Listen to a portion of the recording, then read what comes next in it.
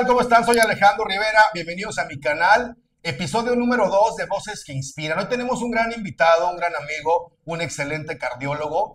Y vamos a platicar un poquito con él acerca de todo lo que está pasando en la actualidad con temas cardiovasculares. De repente hay gente que es hipertensa, gente que tiene arritmias, gente que tiene factores de riesgo. Pero lamentablemente a veces no estamos como que muy preocupados por eso, lo dejamos pasar. Y hoy por aquí, esta voz que inspira se llama Héctor Salazar Román, eres cardiólogo. Te agradezco mucho, Héctor, este espacio de tu tiempo para Voces que Inspiran. Bienvenido. Hola, buenos días Alejandro, te lo agradezco. Pues tantas charlas que hemos tenido a lo largo de tantos años Sí, de forma informal, de manera totalmente. informal propiamente, a manera de chisme algunas, Sí, pero pues contento de estar ahora sí en una forma más seria para ajá, hablar de algo de enfermedad cardiovascular claro. para educación hacia la población en general. Totalmente. Oye, Héctor lo comenta porque, bueno, yo trabajaba anteriormente como representante médico para una firma de un laboratorio farmacéutico y me tocaba visitarlo en su consultorio como parte de una promoción, pero pues esa promoción se extendía hasta de 5 minutos, se extendía hasta una hora y decíamos, luego platicamos y un día dijimos, oiga, doctor, voy a lanzar el podcast de Voces que Inspiran y bueno, pues te agradezco mucho tu presencia. Ese sueño se convirtió en realidad y el día es hoy. Te agradezco mucho. Felicidades, Muchas gracias, felicidades. muchas gracias. Héctor, pues fíjate que ahorita hablamos del tema, el tema eso de la gente dice factores de riesgo. ¿Cuál sería en este caso los principales factores de riesgo para las enfermedades cardiovasculares y cómo poderlos reducir? Porque últimamente se han incrementado. Antes decías, al señor le dio un infarto. Ah, pues es que ya está grande, ya es momento de que le den infarto. Pero hemos visto gente joven, gente deportista que se nos ha infartado en una cancha de fútbol, en una cancha de tenis. En este caso sería, ¿cuál sería para ti sus factores de riesgo y cómo podemos reducirlos? Bueno, mira, primero que nada ponernos en contexto, la enfermedad cardiovascular, específicamente lo más común, lo más grave es el infarto cardíaco, el infarto cerebral, la hemorragia cerebral, que son las causas más frecuentes de muerte a nivel mundial. Y nuestro país pues no se escapa de esta estadística. Entonces, los factores de riesgo tenemos que verlos como una probabilística. Yo siempre le digo a los pacientes, entre más factores de riesgo tenga, es como comprar más billetes de lotería, más Ujú. posibilidad de que se saque el premio grande, pero en esta ocasión es un premio que no queremos. Entonces, factores de riesgo generalmente se dividen en no modificables y modificables. Los no modificables, edad, Ujú.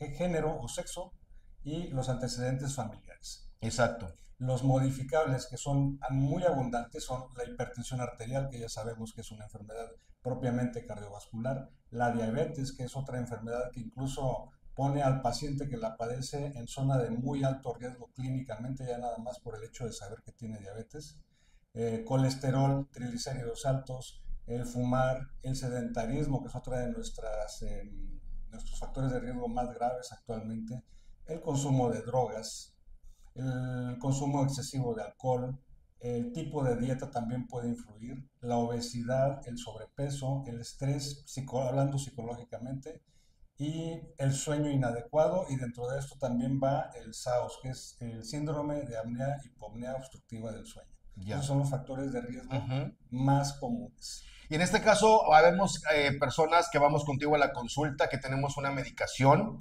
pero también el médico, aparte del medicamento, me da un cambio de estilo de vida saludable. Hay que cambiar tu estilo de vida para poder mejorar tu problema. Pero ¿hasta qué punto se pueden controlar condiciones como la hipertensión solo con hábitos saludables, sector?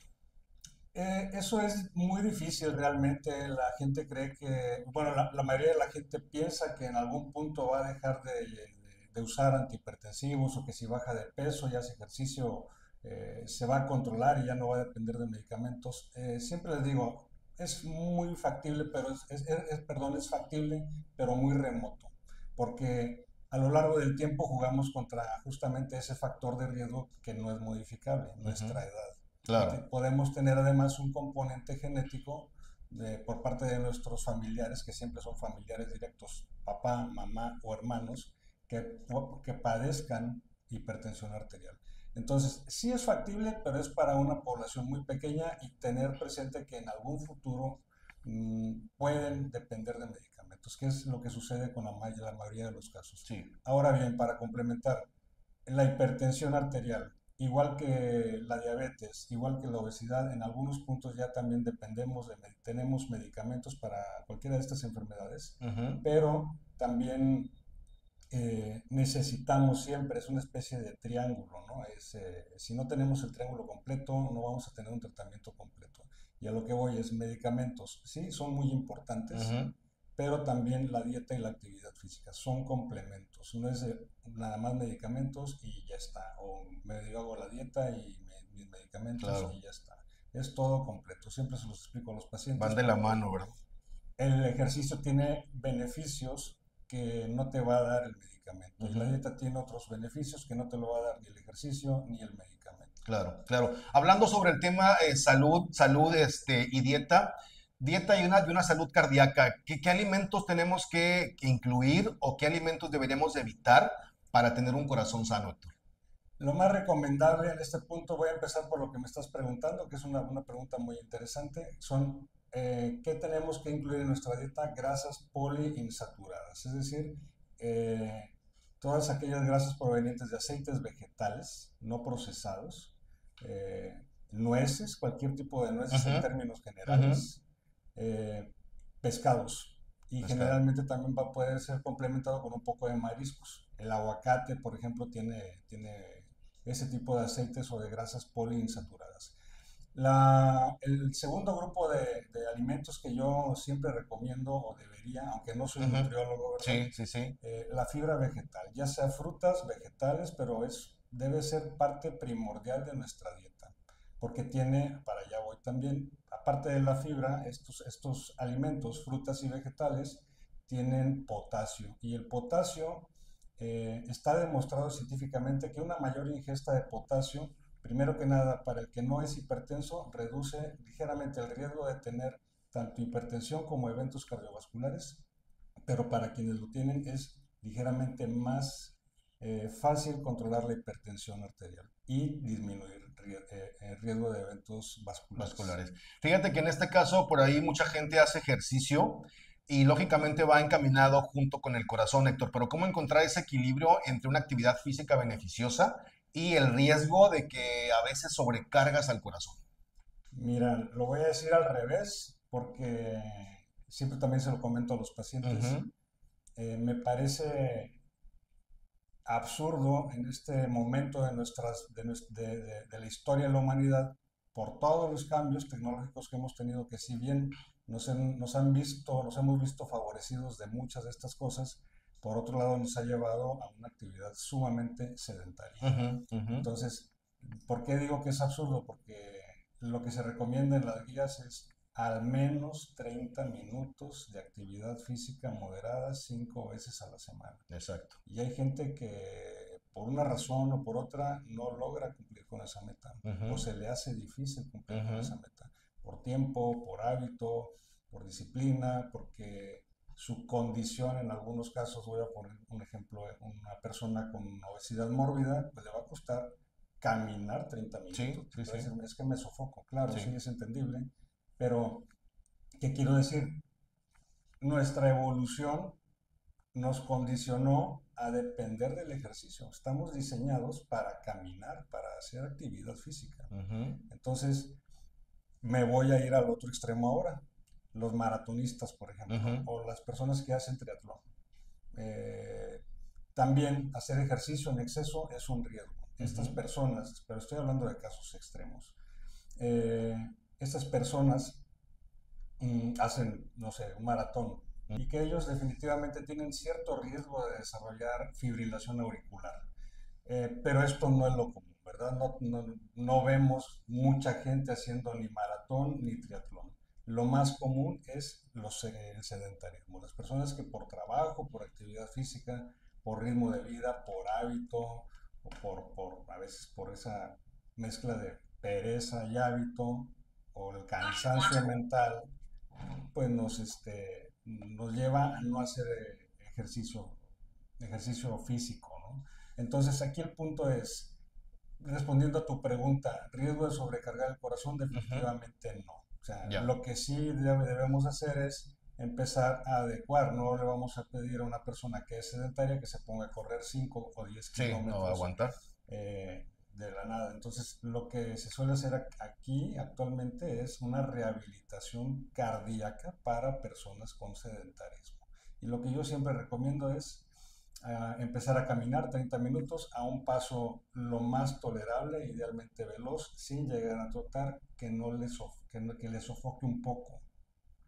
E idealmente hay que correlacionarlo con la frecuencia cardíaca, que es nuestro medidor Ujú. para definir determinados objetivos, ¿no? Normalmente dirigimos la frecuencia cardíaca hacia un 70-80% de la frecuencia cardíaca máxima para poder buscar recondicionamiento físico y ese consumo de calorías. Claro. ¿Sí? La siguiente pregunta me la voy a adueñar y me la voy a poner así que en carne propia porque lo viví con Héctor y te agradezco mucho el tiempo que estuve por ahí. Yo soy una persona muy sana, pero de repente me enfermé, corrí con Héctor y dije, Héctor, siento que se me sale el corazón, me siento muy ansioso, me falta el aire y Héctor en su consulta, bueno, me puso por ahí el famoso mapa, me estuvo monitoreando, te agradezco mucho el apoyo que me diste, me sentí muy seguro contigo. Pero sobre todo me di cuenta, después ya del tratamiento que Héctor me comenta, sabes que no eres hipertenso, Héctor, me di cuenta que traía mucho estrés, que traía mucha ansiedad y se impactó en mi salud definitivamente. En tu experiencia, ¿qué impacto tiene el estrés en la salud cardiovascular y qué estrategias podemos recomendarlo para manejarlo? Porque yo lo viví contigo. Sin duda, mira, es algo muy común, incluso para nosotros como cardiólogos, yo lo hablo con algunos psiquiatras, Ujú. llega el paciente conmigo manifestando determinados síntomas y el paciente cree que está enfermo del Sí, corazón. así llegué yo. Me falta el aire, Sí, tengo palpitaciones, taquica, sí, siento que me claro. late muy, muy rápido el corazón. Sí, En fin, esto es específicamente, propiamente hablando, es ansiedad. sí, Y sí, sí. esto es un contexto que tiene que evaluar un especialista que es el psiquiatra. Pero hablemos del otro estrés, el que nos callamos, el que no lo hemos normalizado, ¿no? Andar corriendo de un lado a otro, los temas del trabajo, los temas familiares, la economía, todo a lo que actualmente todos estamos expuestos. Eso es estrés, hay que manejarlo, sí. ¿Por qué es importante? Porque nos lleva a un punto de mayor secreción de catecolaminas, es decir, de adrenalina, que a su vez favorece mayor secreción de cortisol y esta hormona también pues aumenta los niveles de glucosa en sangre, aumenta la adrenalina, quiero decir, también aumenta la frecuencia cardíaca y la presión arterial.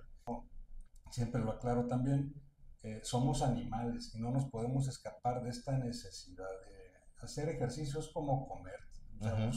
siempre procuramos comer y cuando no podemos o se nos retrasa, buscamos compensarlo inmediatamente. Igual con el sueño, si no dormí, en cuanto pueda, al día siguiente busco echarme un ratito de sueño, pero el ejercicio Es lo dejamos fundamental. ahí, lo dejamos de lado. Ejercicio no, ¿verdad? Pero es exactamente la misma necesidad. Sí, es parte de ese tratamiento. Héctor, ¿a partir de qué edad o en qué circunstancias hay que visitarte ya como para un chequeo cardiológico? Mira, depende del perfil clínico del paciente.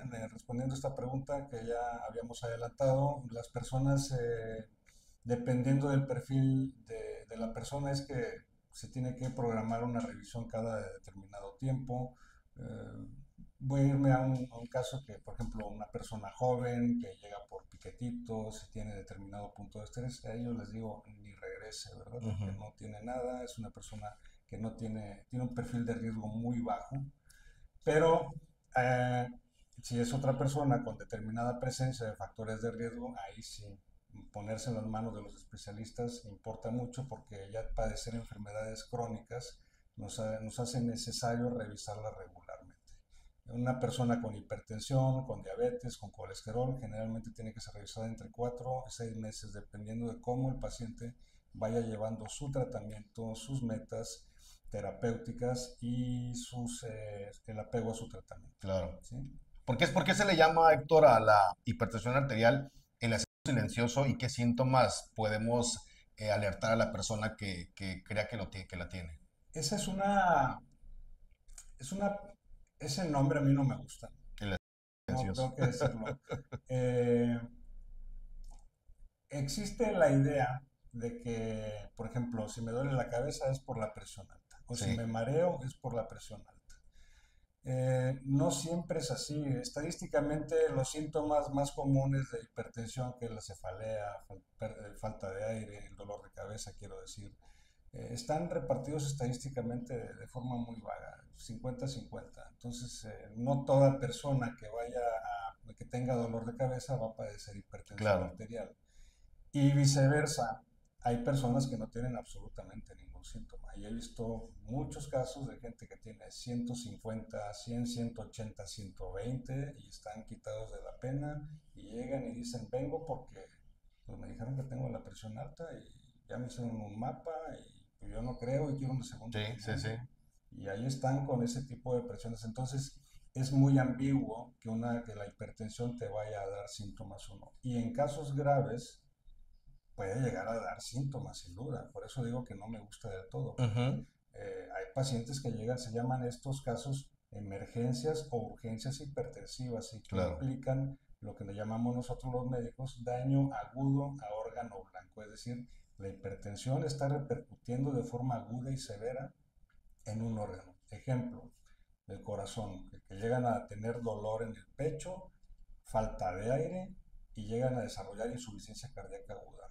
Eso es tener síntomas. Ujú, Entonces, silencioso no es. sí, ¿Sí? claro. Te Entonces, está se le llama avisando. silencioso porque yo pienso que en la línea de evolución del diagnóstico de la hipertensión, pues la hipertensión era una enfermedad que no se conocía hasta hace algunos años. Pero es por eso que se le Que se llama le llama así. así. Héctor, cuando la gente muy comúnmente dice, es que me traigo una taquicardia, una arritmia, pero ¿cuándo una taquicardia es motivo de preocupación y cuándo es una respuesta normal de tu cuerpo, la taquicardia? Bueno, primero responder a la última pregunta que me Ujú, hiciste. ¿Cuándo es normal? Pues cuando hacemos ejercicio. ya. ¿Sí? Cuando hacemos actividad física, nuestra frecuencia cardíaca va a elevar dependiendo de la carga y de la velocidad y también dependiendo del sedentarismo o del Ujú, nivel de actividad física que estemos acostumbrados a realizar, ¿no? claro. Cuándo es grave o cuándo es relevante, independientemente de la persona o del tipo de perfil clínico que tenga esa persona en específico, es grave cuando hay síncope, es decir, cuando se desmaya. Ya. ¿Sí? Generalmente lo más habitual es que perciba la taquicardia, de la nada puede Ujú, ser, y luego sobreviene que, ¿sabe qué? Me estoy mareando, según, como que veo borroso y se desmaya. y se desmaya. Puede ser así directo, ¿no? O Sí, sea, sí, sí. siento la taquicardia y me desmayo. Entre más edad y más factores de riesgo como obesidad, Ujú, SAOS, hipertensión arterial, tabaquismo, si es corta, si no tiene síntomas relevantes más que la pura taquicardia y es breve, pero es frecuente, quizá, ahí sí hay que considerarlo porque ujú, puede ser fibrilación auricular. claro. Y la fibrilación auricular es una arritmia que puede ser taquicardia también y conlleva riesgo alto de enfermedad cardiovascular, sobre todo tromboembólica. Exacto. Héctor, en este caso en el infarto, ¿cuál es la señal menos conocida de un infarto y qué podemos hacer si la gente lo experimenta? Lo más común bueno, lo más común de un infarto o de un síntomas de infarto es el malestar, Ujú, que algunos dicen que es dolor, otros simplemente dicen es una opresión, es un malestar que no le puedo definir, doctor, aquí me da cuando camino. Eso es ujú, lo que nosotros llamamos clínicamente angina. ujú, Se me va aquí el cuello o a veces solamente es en el cuello, eso es lo más ujú, habitual. Los menos comunes, dolor de espalda, uno que es muy común y que es causa de mal interpretación clínica, que no quiero decir hablar mal de los médicos que lo hagan, sino simple y llanamente se confunde. ya. Dolor en epigastro, es decir, en la boca del estómago, Ujú, y llegan, ay, pues es una gastritis, venga, pero no consideraron que el paciente tiene diabetes, es hipertenso, es fumador, entonces el perfil clínico ya nos diría que tendríamos que pensar en un infarto, aunque claro. sea una gastritis o una Ujú, sospecha de gastritis. Otras formas de manifestaciones menos comunes son dolores en el hombro. wow, También puede ser dolor en esa el no me la hombro, sabía. pero Ujú, reitero, siempre de la mano de, eh, como médicos tenemos que tener presente el perfil clínico. Y el claro. paciente en este caso que va a ver esta entrevista, que tenga presente esto. Si ya tengo 50 y tantos, pum, Ya me llegó la tengo edad. edad, no es pedrada, Sí, ya sé, eh, ya sé. tengo diabetes, pues debo de considerar eso. O Ya soy sea, cliente, ya soy me paciente. dijeron que era gastritis, pero mejor con el Sí, cardiólogo. Más si estoy sudando, si me falta el aire. sí, Entonces, y más raros es dolor que semeja, que uno piensa que puede ser la vesícula claro, también, claro. o el apéndice, o Sí, el dolor en las muñecas. o Son sea, raros, pero raros, suceden. pero puede pasar. Oye, Héctor, ya por último, platícame ya para cerrar este podcast de Voces que Inspiran. Avances médicos, ¿cuáles son los tratamientos más innovadores en cardiología y cómo están por ahorita cambiando el pronóstico de los pacientes en un futuro? Híjole, es una pregunta muy difícil. Mira, ha habido, partamos de 1930 y tanto, 1920, 2030. No había, ya empezábamos a conocer la hipertensión arterial, pero no había cómo tratarla. Claro, No sabíamos, bueno, los doctores de aquel entonces no sabían, reitero, lo dije en la pregunta anterior, cuál era el valor normal. Entonces, a lo largo de todo este tiempo, por ejemplo, hablando de hipertensión arterial, hemos desarrollado, bueno, el ser humano ha desarrollado un grupo muy grande de fármacos. Estamos hablando de aproximadamente 8 grupos de fármacos para tratar hipertensión en menos de 100 años. exacto. Actualmente, de los más novedosos que yo te puedo decir es que ya tenemos fármacos inyectables para el tratamiento del colesterol. Wow, O buen sea, avance. son medicamentos que si bien, como son nuevos, están en un precio que no es asequible para todos, pero son muy eficaces. Son medicamentos que te pones hoy la primera dosis, te pones la siguiente dosis en un mes y la siguiente va a ser en 6 meses y así cada 6 meses. Están en desarrollo otros medicamentos, en investigación, quiero decir, para tratar la hipertensión arterial con este mismo perfil. Son inyectables y no son fármacos tal cuales, son moléculas de ácido ribonucleico, Ujú, como las vacunas del COVID, ya, que van e inhiben la síntesis o la producción de determinadas moléculas en determinadas células de nuestro cuerpo. Esos excelente. son los más famosos, los más Innovadores hasta el innovadores momento. en medicina, Sí. pero hay más, hay una gran No, y siguen variedad. saliendo, Héctor, cada día más productos. Héctor, platícame, la gente que está interesada en conocer un poquito más, te agradezco mucho esta participación en Voces que Inspiran. ¿Dónde te podemos seguir en redes sociales? Estoy en Medical Center, en la colonia petrolera, Ujú. eh, y en redes sociales me pueden encontrar como doctor Héctor Salazar, en Facebook, Cardiólogo. cardiólogo, sí, cardiólogo. No, te agradezco mucho el espacio, sobre todo eres una voz que inspira a salir adelante, a superarnos, a cuidarnos, a prevenir problemas del corazón. Te agradezco mucho el espacio para Voces que Inspiran. Muchas gracias a ti por tu invitación. Gracias. Te espero la próxima semana. Soy Alejandro Rivera, viernes 9 de la noche a través de YouTube. Hasta la próxima.